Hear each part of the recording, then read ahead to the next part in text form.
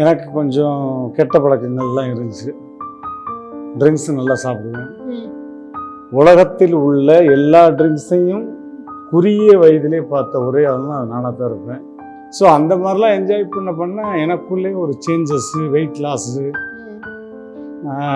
கொஞ்சம் வாமிட்லாம், பிளட் வாமிட்லாம் வர ஆரம்பிச்சிருச்சு.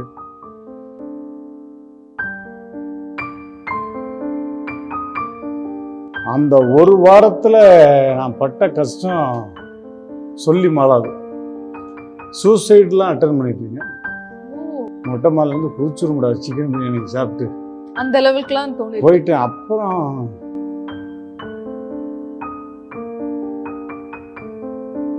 ஒரு பழக்கம் மட்டும் இல்லைன்னா அண்ணனை பிடிச்சி காலே இல்லைங்க. அவரை மாதிரி வெர்சடைல் பெர்ஃபார்மர் யாருமே கிடையாதுன்னு சொல்லுவாங்க. எப்பயுமே சிரிச்சுக்கிட்டு ஹாப்பியாக இருந்தோம்னாலே போதும். எனக்கெல்லாம் எனக்கு போட்ட வீடியோலாம் எடுத்து பாடி வந்துருச்சுன்னு போட்டான். 2 மணி நேரத்தில் பாடி எடுக்க போகிறாங்க அப்படின்ட்டு என் வீட்டுக்கெலாம் ஆள் வந்துருச்சு. அடிக்கிற ஒவ்வொரு கல்லையும் நான் படிக்கெல்லாம் மாற்றி நான் திரும்ப வருவேன்.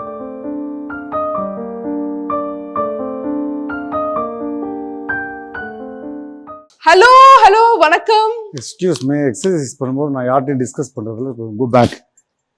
பாத்தீங்களா கடமை உணர்ச்சி பாத்தீங்களா? ப்ளீஸ் ப்ளீஸ் உங்கள் oh my god Pavithra. S.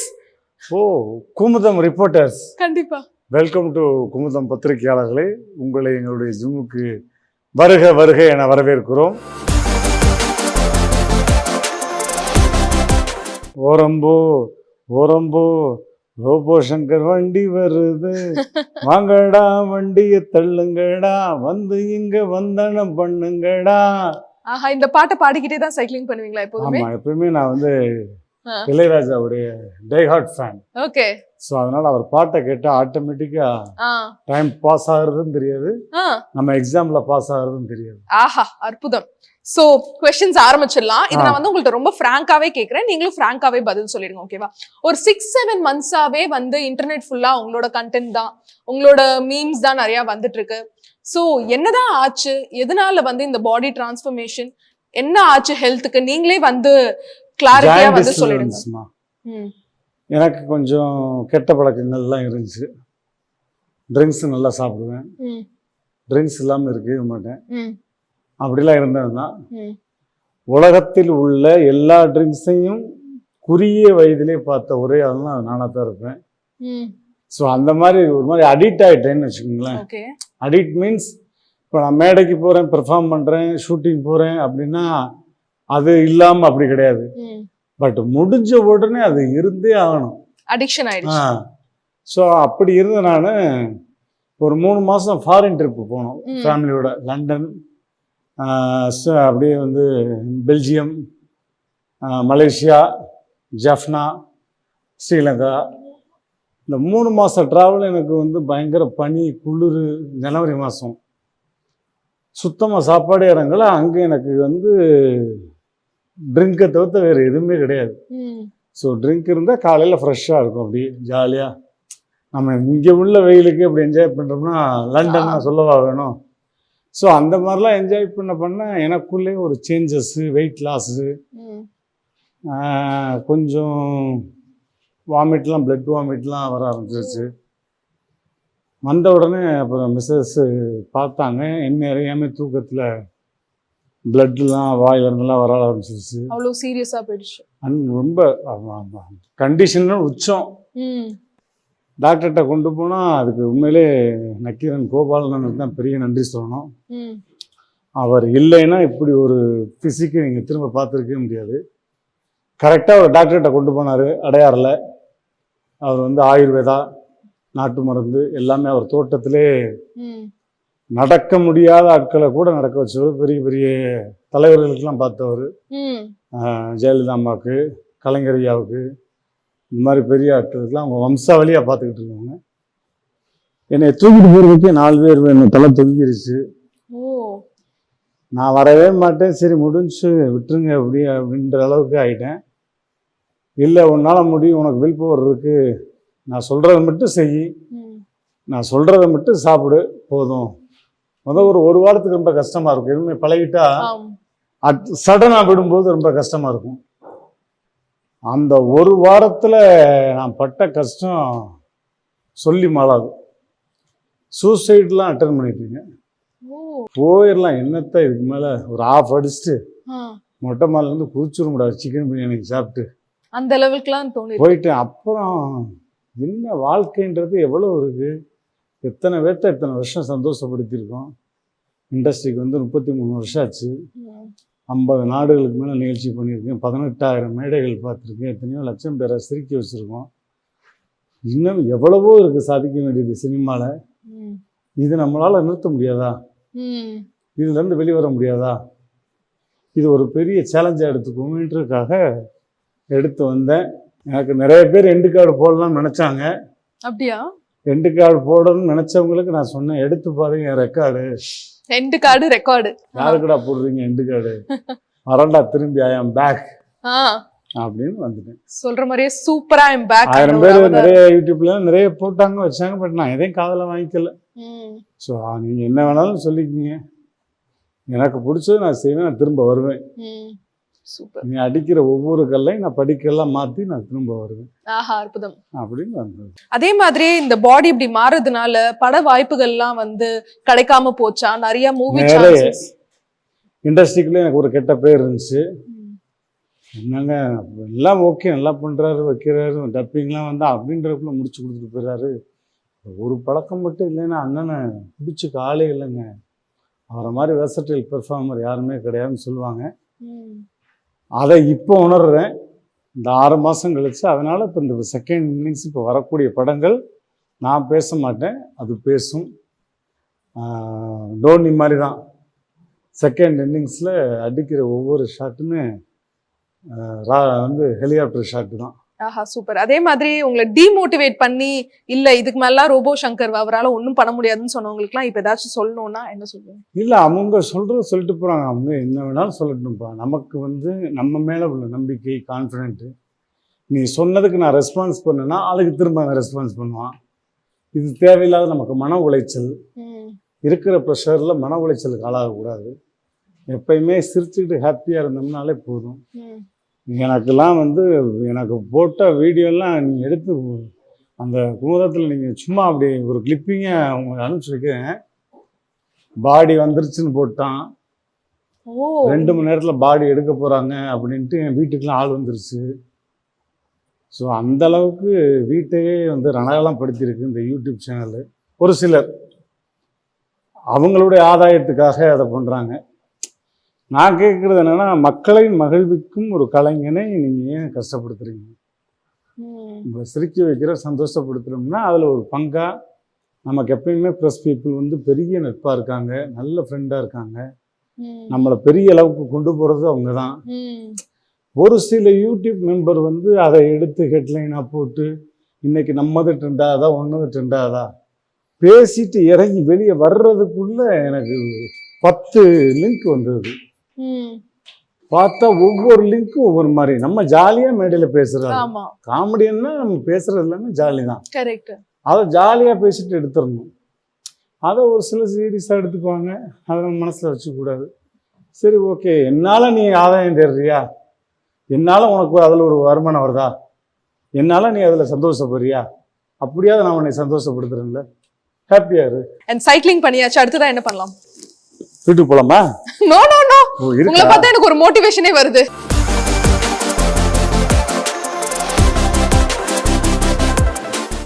Leg extension ரொம்ப பிடிக்குமா? ஆமா, நைஸ். அதே மாதிரி இந்த கேள்வி கண்டிப்பா கேட்டு ஆகணும். ஃபாரின்ல எல்லாம் வந்து அவங்க பாம்புலாம் கூட வளர்க்குறாங்கன்னு நம்ம கேள்விப்பட்டிருக்கோம். ஆனா ஒரே ஒரு கிளியை வளர்த்து நீங்க பட்ட பாடு இருக்கே, கடைசியில எவ்வளவுதான் ஃபைன் கட்டினீங்க, என்னதான் ஆச்சு அந்த விஷயம்? அதான் ஒரு காமெடி. எனக்கு எங்கே போனாலும் வாயில புள்ள பிழைச்சிக்குன்னு சொல்லுவாங்கல்ல. எனக்கு வந்து கிளி நம்ம வீட்டில் பெட்டு வந்து நான் எப்போ சொந்த வீடு வாங்குறேனோ என் வீட்டில் ஃபுல்லாக பெட்ஸ் நிறையா இருக்கணும், நாய் கிளி எல்லாமே வளர்க்கணும்னு ஆசை. அது மாதிரி 3 பேர் டாக் இருக்காங்க. செல்லம், அவ்வளோ செல்லம் நம்ம மேலே. கிளி 2 பேர் மேலே வந்து இந்த பிகில் ஏஞ்சல்னு சொல்லி வச்சு என்னுடைய வெட்டிங் டேக்கு ஒருத்தவங்க பிறந்த குழந்தை தூக்கி கையில் கொடுக்குற மாதிரி கொடுத்தாங்க. வெட்டிங் டே போது ஒரு 5 வருஷத்துக்கு முன்னாடி.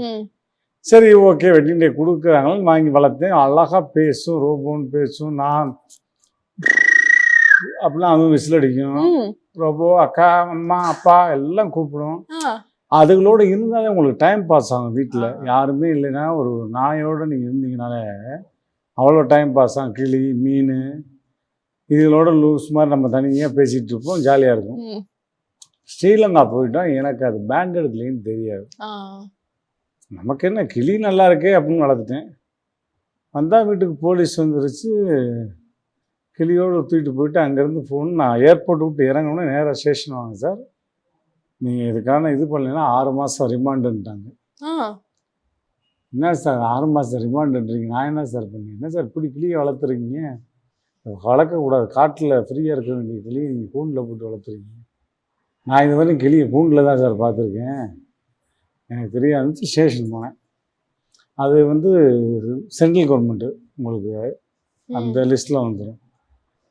இதுக்கு இவ்வளோ ஃபைன் கட்டணும் சார், நீங்கள் டைம் வேணால் ஒரு 1 வீக் எடுத்துக்கங்க, பட் கட்டிட்டிங்கன்னா நல்லது. என்னைய மாதிரி நிறைய பேர் வளர்த்துருக்கேன். எல்லாரும் என்ன பண்ணிட்டாங்க, ரூமுக்குள்ளே வச்சுட்டாங்க. நான் ஹாலில் வச்சுருந்து இந்த வீணாக போய் நமக்கு புகழை சேர்த்து ஒரு 2 இந்த புகழும் பாலாக வந்தாங்க. ஹோம் டூருன்ற பேரில் வந்து குடியை கெடுத்து விட்டு போயிட்டாங்க. அவங்க பண்ண வீடியோ அவங்க எடுத்தப்பெல்லாம் முடிஞ்சு திரும்ப 2 வருஷம் கழிச்சு அதே இதை திரும்ப யூடியூப்ல போட்டு விட்டாங்க. அதை பிடிச்சிட்டு வந்துட்டாங்க. அப்பா நல்ல வேலை பார்த்து விட்டுருக்கீங்கடா புகழும் பாலாவும். அது கரெக்டாக வந்து பார்த்தா ஆஃபீஸர் அப்புறம் பேசினாரு. அதுக்கப்புறம் ஹை அஃபீஷியல் ஆஃபீஸரு ஆலந்தூரில் தான் இருக்காங்க அப்படின்னா அவர் பேசினா, அவருக்கு நான் ஹிந்தி நம்ம தமிழ் என்ன சேர்ந்து யோசிச்சுட்டு இருந்தேன். அப்புறம் அவர் சார் உங்களுடைய பயங்கரமான ஃபேன் சார், நான் எங்கள் குழந்தையெல்லாம் வந்து இந்த அன்னை காலையில் 6 மணி காமெடி இன்ன வரையும் பார்க்குறாங்க, ரசிக்கிறாங்க சார். இது ப்ரொசீஜர் பண்ணி தான் சார் ஆகணும், இல்லைன்னா எங்களுக்கு ப்ராப்ளம், வேணா கொஞ்சம் குறைச்சிக்கலாம் சார்னு சொல்லி குறைச்சி அப்புறம் இமிடியேட்டாக கட்டிட்டேன். ஃபைன் கட்டினீங்க? ஃபைன் கட்டினேன். எவ்வளோன்னு சொல்லாமா? அது கட்டிட்டேன். அவங்க கேட்ட தொகையை விட கொஞ்சம் அட்ஜஸ்ட் பண்ணாங்க, கட்டிட்டேன். கட்டி முடிச்சிட்டீங்க. இப்ப அந்த சர்ச்சை இல்ல, அந்த கிளி சர்ச்சை. இனிமே அப்ப பார்த்து வாங்கணுங்கிற ஒரு இது வந்திருக்கும்ல. இந்த பொருளை பார்த்தாலும் இதெல்லாம் வாங்கலாமா, வீட்டுல வைக்கலாமா, கல்யாணம் பண்ணும்போது கூட இந்த சம்சாரத்தை வீட்டுல வச்சுக்கலாமா வேணாமா, இதெல்லாம் வந்து ரூல்ஸ் அண்ட் ரெகுலேஷன்லாம் கோர்ட்ல கேட்டுட்டு தான் பண்ணணும் போல இல்ல. ஆமா சூப்பர். அதே மாதிரி ஒரு ஹிடன் டேலண்ட், உங்களோட டேலண்ட் எல்லாமே எங்களுக்கு தெரியும், ஆனா ஒரு ஹிடன் டேலண்ட் உங்களுக்குள்ள இருக்கு.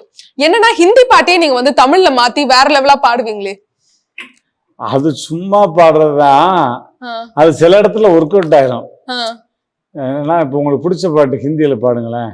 तुझे देखा तो ये जाना सनम प्यार होता है निवाना सनम. இது தமிழ்ல வந்து நம்ம ஊருக்கார எழுதிருந்தா அப்படி எழுதிருந்தான்.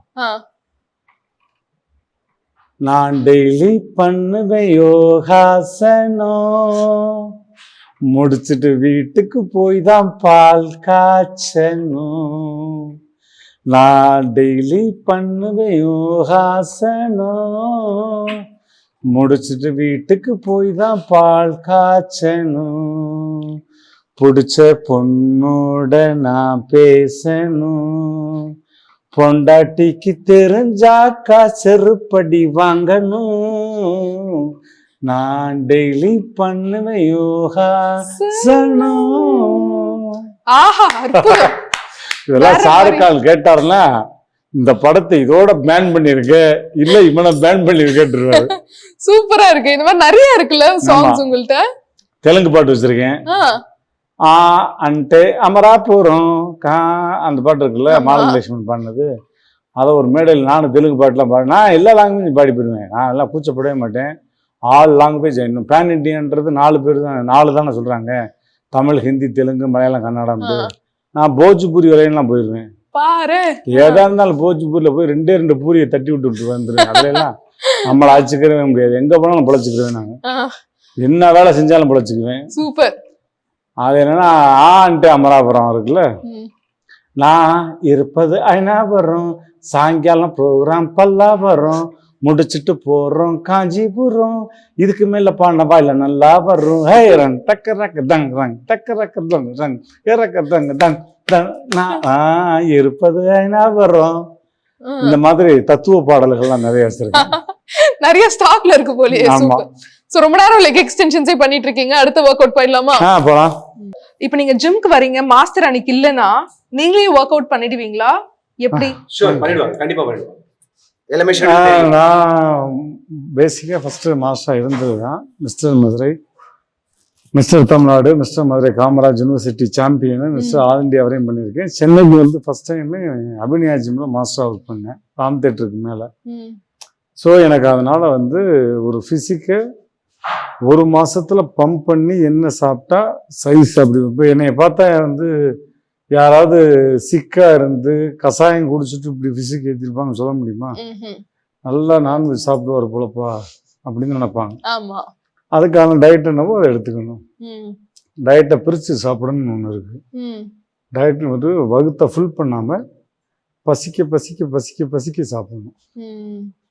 அதே ஒரே வாரத்தில் அப்படி குரூஸ் பண்றதுனால எனக்கு தெரியும். அப்படி டோட்டலா அப்படியே ஒரு 5 கிலோ 3 கிலோ குறைக்கிறதுக்கு என்னவோ அந்த ஒர்க்கும் தெரியும். சூப்பர். அதே மாதிரியே வந்து நம்மளோட சூப்பர் ஸ்டார் ரஜினி சாரை மீட் பண்ணீங்க. அண்ட் எப்போதுமே உங்களோட ஃபேவரட் தலைவர்னு கூட சொல்லலாம் உலகநாயகன் கமல் சாரை மீட் பண்ணீங்க. அண்ட் ரீசெண்டா வந்து நம்ம சிஎம் சாரையும் மீட் பண்ணிருக்கீங்க. ஏதாச்சும் சொல்ல விரும்புறீங்களா? எல்லாமே மரியாதை. ஆண்டவரை பாக்குறது வந்து அது வாரம் வெள்ளிக்கிழமை ஆனா கோயிலுக்கு போவோம் இல்லையா, சனிக்கிழமை ஆனா பெருமாள் கோயிலுக்கு போவோம், மசூதிக்கு போவாங்க, சர்ச்சுக்கு போவாங்க. எங்கேயா சாமி படத்தை பார்த்தா கூட அப்படி கும்பிட்டப்பா இன்னைக்கு நல்லபடியாக நடக்கும்பாங்க. அந்த மாதிரி அவர் அது லிஸ்ட்லேயே கிடையாது. ஆண்டவரை பார்க்கறது எப்போனாலும் அந்த பக்கம் சும்மா வண்டி போனால் கூட ஒரு செகண்ட் இறங்கி உள்ளே போய் அவங்க ஆஃபீஸில் தொட்டு கும்பிட்டு வெளியே வந்துடுவேன். யாரையும் கேட்க மாட்டேன், சண்டை போட்டு உள்ளே போவேன். அந்த அளவுக்கு எனக்கு உரிமையும் கொடுத்துருக்காரு, அவங்க இதயத்தில் இடமும் கொடுத்துருக்காரு.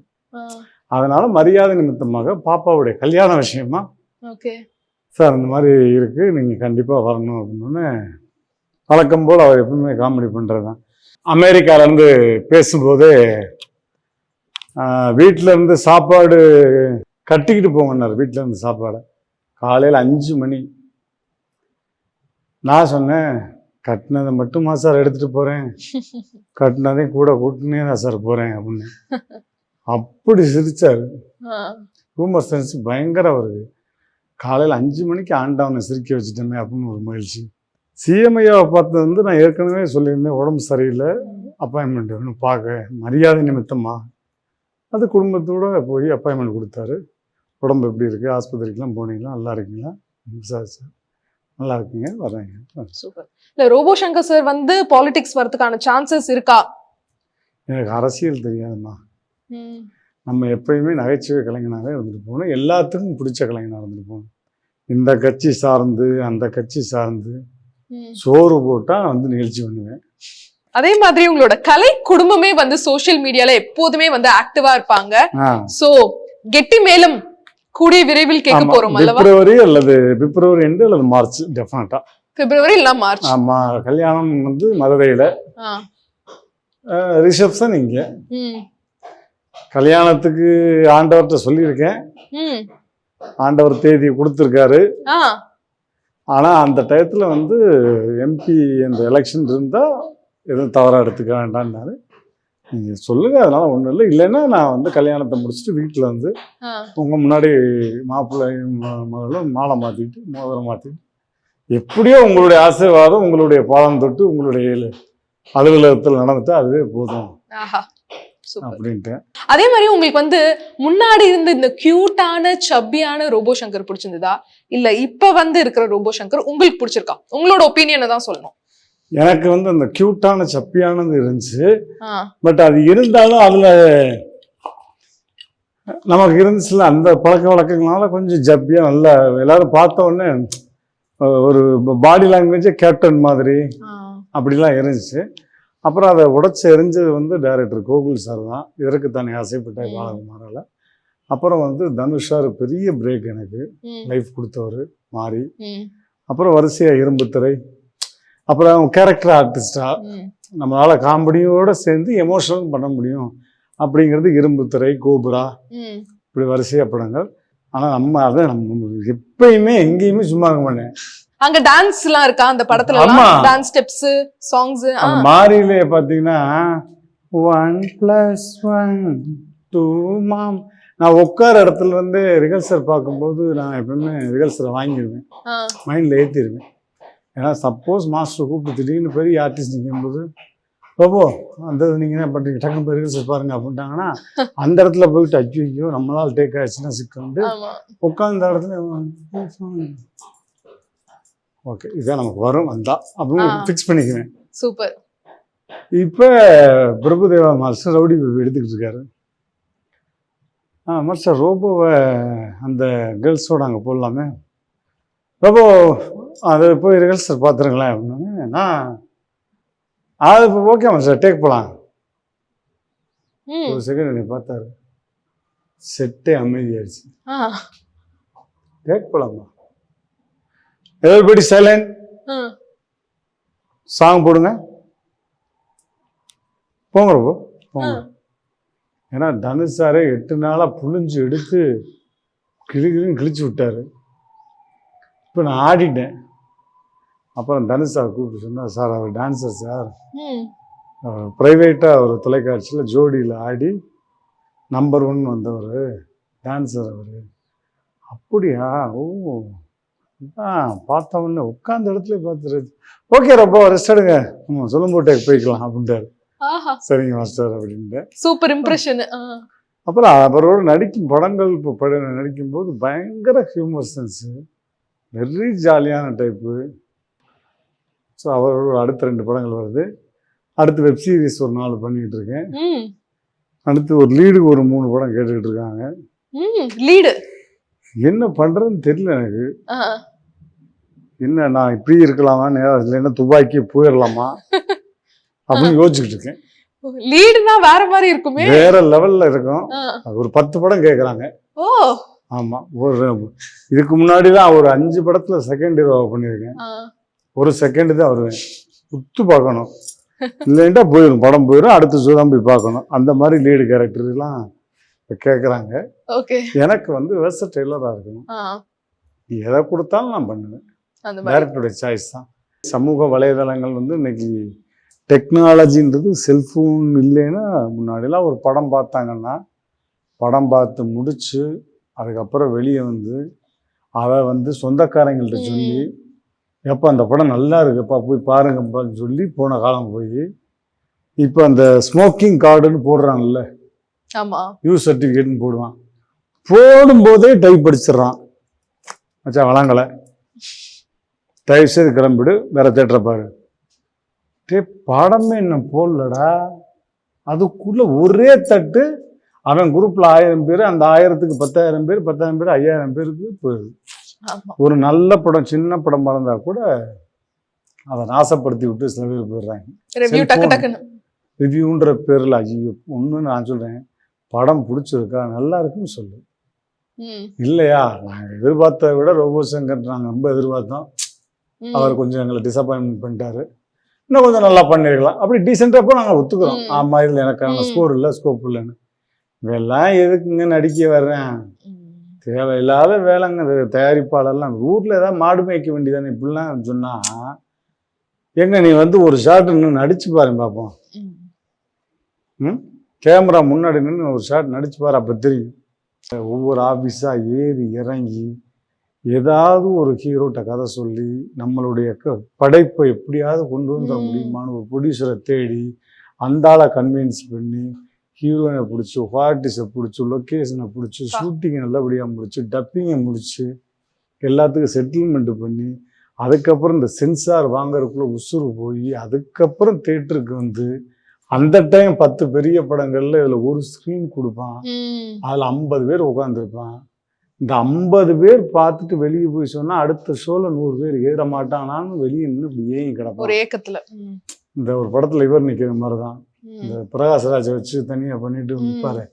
அந்த மாதிரி அவ்வளவு கஷ்டம் இருக்கு. எத்தனை technician, every Friday born to hero, director, டெக்னீஷியன்ஸ்னு சொல்கிறோம். அந்த உழைப்புலாம் தெரியாமல் ஒரு செகண்டில் பேசி விட்டு போடுறாங்க, அதுதான் மன கஷ்டமாக இருக்கு. அது மாறணும்னு நினைக்கிறேன். அதுக்காக இப்போ 20 கிலோ தம்பில் எடுத்து கேமரா போல ஒட்ட சரி இப்போ மறுப்பேன். அதுக்குள்ள நம்ம முடிச்சிடலாம்.